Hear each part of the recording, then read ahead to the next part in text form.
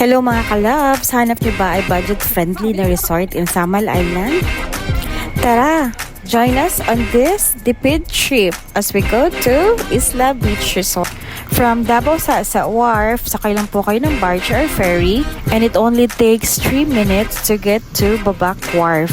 And yung pamasahe po per person is 10 pesos per head, and if you are traveling in a private vehicle, yung fee naman po around 280 pesos inclusive na of 2 passengers. Isla Beach Resort is located in Barangay Kaliklik, which is 5 minutes away from Babac Wharf. From Babac Wharf, you just have to turn right. If you'd like to save more, I recommend na bumili na po kayo ng pagkain at inumin sa labas pa lamang ng resort dahil may corkage po doon. And you can use the pinagbabawal na technique, which is itago niyo po yung mga alak nyo. After buying from the store, we just went straight ahead hanggang mahanap po namin yung karatula na may nakalagay na Isla Beach Resort.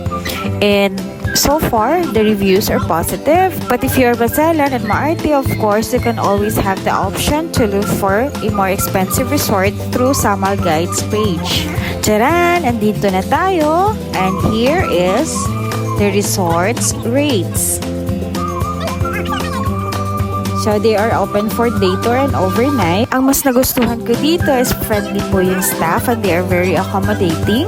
Mura lang po yung cottages nila. So, yung mga open cottages is nasa 300 to 500 pesos. And they also have tables for a lesser number of guests. Sobra talaga kaming nakamura dito sa resort dahil yung tent nila is 150 pesos only. And they also have a very affordable up and down cottage for only 700 pesos. Yung taas is pwede niyong tulugan, and yung sa baba ay yun naman yung inyong pagtatambayan. At dahil na-excite ako, kaya sinet up ko na yung tent namin. At dahil hindi ako marunong, kaya sinagad naman yung pasensya ko. At dahil pareho kami ng kapatid ko na maikli lang ang pasensya, muntikan pa kaming magtalo niyan. Biruin mo, inabot kami ng ilang oras bago na-set up yung tent. The resort is ideal for pang-barkada trips, family trips, or kung yung nagtitipid talaga kayo, or gusto nyo lang mag-unwind and mag-relax. Bet na bet po dito dahil hindi nyo na po kailang gumastos. Although, medyo mabato lang yung dagat, but the water is so clear. And if mahilig kayong magkantahan, pwede kayong magdala ng karaoke dito or component para mag-videoke. Their outlet cost 250 pesos, so pwede nyo nang isaksak kahit ano pa yung appliances na dala nyo. Ang mas gusto ko dito is malinis yung palikuran nila.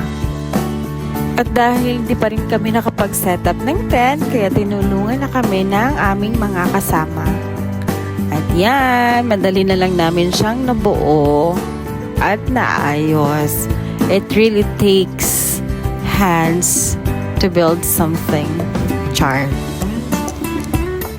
By the way, na-overnight nga pala kami dito, and during this time, marami pong mga naglalako ng pagkain. Mayroon pong naglalako ng mga seashells, ng mga isda. But be careful, kailangan nyo po maging wise at huwag po kayong magpadala sa mga prices na sinasabi ng mga nagtitinda. Always ask for discounts. At papayag naman po sila basta it's reasonable. And finally, nabuo na rin yung tent. Congratulations! Grabe, sobrang relaxing talaga kung nasa ocean view ka. Feel na feel mo yung dagat, yung hangin. Nawawala talaga yung stress mo. Binili din pala namin itong malalaking shells, guys, for the total of 600 pesos. Marami na siya. Though, nung niluto namin yung malalaking shells, sobrang tigas ng laman. Pero yung maliliit is masarap naman siya, lalo na kung kinilaw. Ito naman siya paggabi. Walang masyadong tao dito kasi weekdays to Friday night. Thank you for watching!